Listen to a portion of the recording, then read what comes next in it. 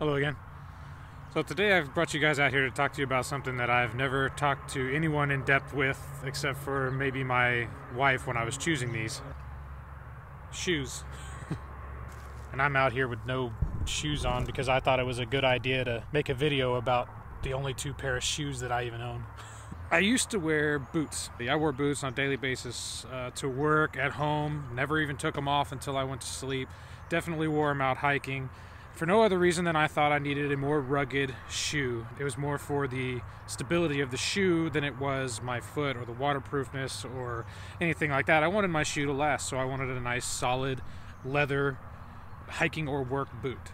Now when I was 19, I moved to Hawaii for the first time. When I went hiking, I still wore hiking boots. I did this for the entire year that I lived there the first time, and I still didn't see any reason to change. But when I was 25, my wife and I took our son back to Oahu, and we spent another year out there. Now, at that time, I did a lot more hiking. I went up into the mountains more. I found myself really enjoying a tennis shoe over a boot. I don't know when or why I changed. I actually think I went up to a waterfall one day to show a friend, and I just happened to be wearing tennis shoes that day and realized that it was a lot more comfortable to hike with, especially doing elevation changes. It was a lot less stressful on my foot. Now, funny enough, it was because it had less support. The more the support the shoe seemed to have, the more it seemed to like constrict my foot and make it want my foot to go where it wanted it to go and not where my foot needed to go. So long story short, when I decided to do this very, very long hike, I figured a shoe was probably going to be the best way to go, and upon doing further research, I found that a lot of thru hikers or section hikers or even day hikers are starting to prefer trail runners. Now, I had never heard of trail runners.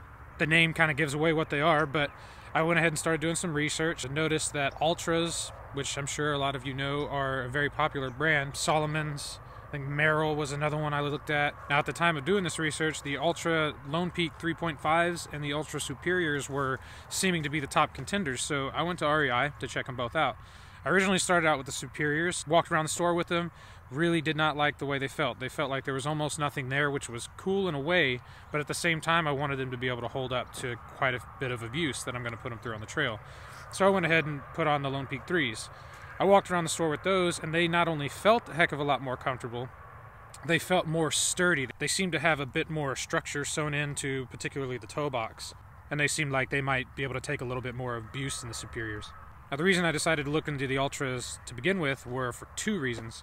One, they are a zero-drop shoe, which before this whole endeavor, I had absolutely no idea what that meant. But every shoe has just a slight rise from the toe to the heel. It's not very much. For most people, it's not noticeable. It wasn't noticeable for me my entire life.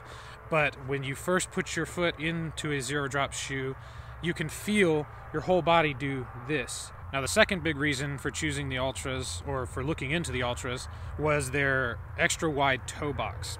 Now, in boot terms, I wear a double E, which is quite wide in the toe. Regular tennis shoes tend to grab my foot pretty tight, and on a normal day-to-day basis, it's not really noticeable, but I feel like when I'm going to be putting in 20 plus miles further down the trail, that my foot splaying all day long, every day, is very likely going to spread my toes and cause me to need more room in my shoe.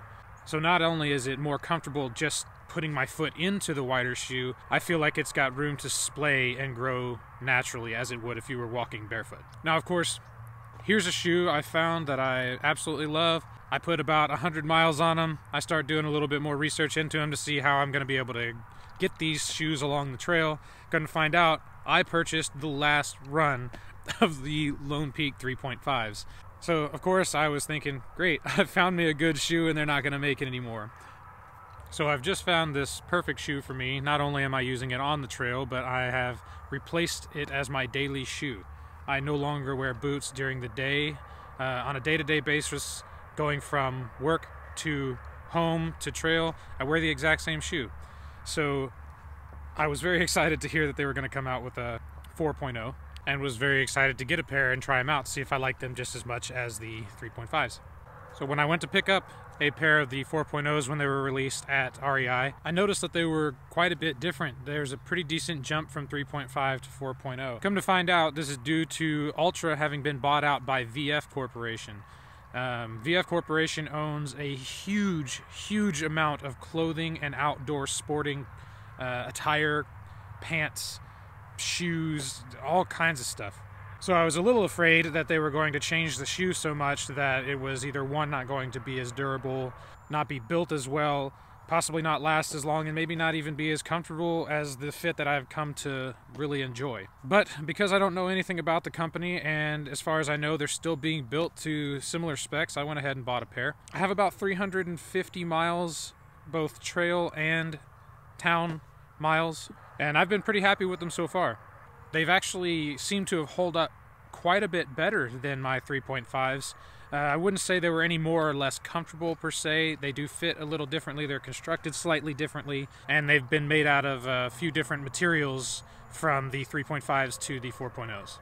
One of the major differences is the 3.5s tend to run a little bit small. By that I mean I had to buy a 14 in the 3.5s, and I only had to buy a 13 in the 4.0s. So, and they fit exactly the same way with the same thumb width rule to the toe. So it seems the first step for VF Corporation was to fix the sizing issue. Now, the other few differences that I've noticed is in the tread.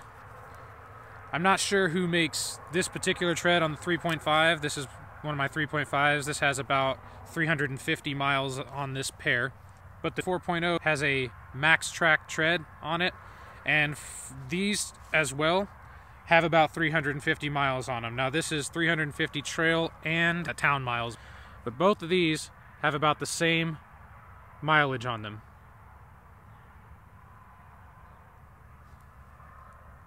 You can see the 4.0 tread is holding up substantially better than the 3.5s. Another difference that I noticed is in the fabric of the toe box. I'm not sure what this fabric is made out of, but it's not near as sturdy as the 4.0. This is ripstop nylon material, and it seems to hold up a heck of a lot better than the fabric that was on the 3.5s. One of the main reasons I can tell this is holding up really well is the second day I owned this pair of shoes, I decided it was a good idea to go do some welding. And I got slag burn in my shoe. I don't know if you can see it, but some hot metal jumped up and bit my shoe and burned holes right through it. I have since put about 300 miles, maybe more, on these shoes, and those burn holes have not moved even a little bit. Now I know that's partially because it singed the frayed parts that would have been there, so they didn't have anything to pull, but the fact that you can burn 4 or 5 holes through the top of this and 300 miles later they're still doing all right, that's pretty cool. Now I really don't know what kind of material these shoes are made out of, but it does seem that whatever this material is that they have on the sides here seems to be holding up a lot better as well. So this one with the 350 miles, all this fabric is starting to tear. Now I actually think that's just the print on the fabric. I don't know that it's the fabric itself, but even the print is holding on these with very similar comparable miles. Both the 3.5s and the 4.0s have the same anchor points for your gaiters. They have one just below where you tie the shoes. They have one gaiter trap on the back, which is a piece of Velcro that opens, and then you clamp your gaiter in it and close the Velcro. And they have 2 side anchor points, which I think is kind of funny because I also have Altra gaiters, and they don't have any way to mount to the side. So it's funny that their shoes have a side mounting point, but their gaiters don't mount on the side. I thought that was kind of funny. I don't know if there's some other major brand that has side mounts or something that they wanted to be able to accommodate, but they're still there.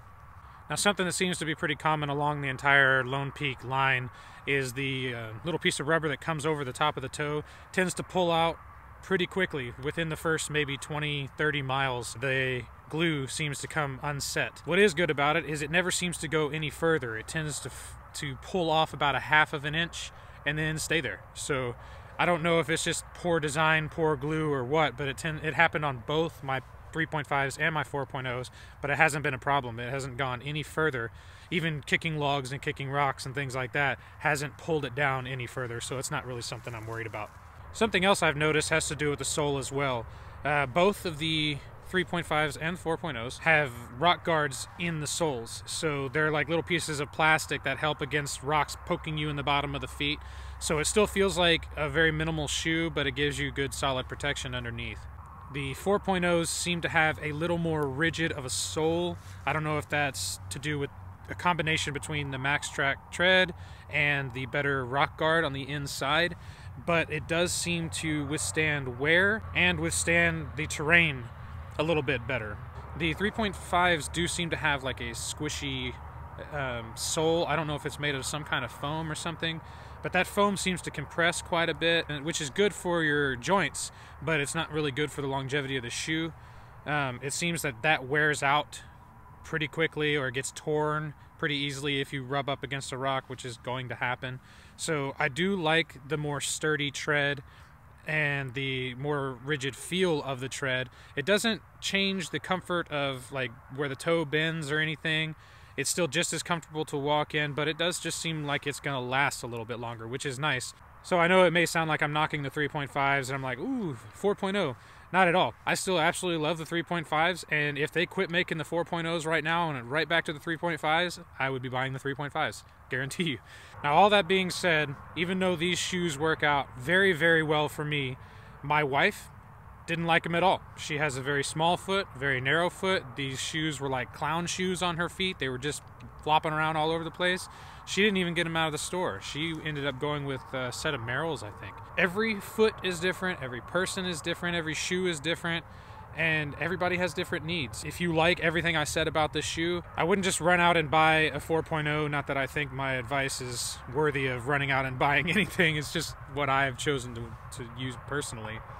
You still need to test your own fit and walk around the store, walk up the little rocks that they've got. If you don't have an REI, I'm sure you've got some sort of outlet that will allow you to walk around the store. They may even let you throw weight in one of their packs, walk around the store with a pack on with the shoes and walk up and down things. You never know. But just try out whatever you can, see what fits best for you. Do your research on that shoe that you have found and make sure that it's going to hold up to what you want to hold up to. What shoe you choose, whether it be boot or trail runner, it's really going to make all the difference in the world whether you're going to have a good experience and whether or not you're going to be able to take care of your own feet, which is incredibly important.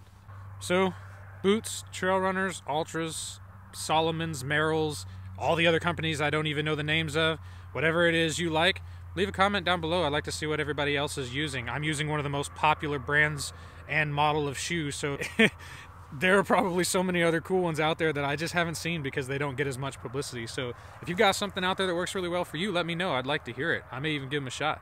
But these are the shoes I will be starting with, the 4.0s. I also plan to continue wearing them throughout the entire trip. Obviously not the same pair. I'll have to replace them along the way, but however many miles I get out of them, great.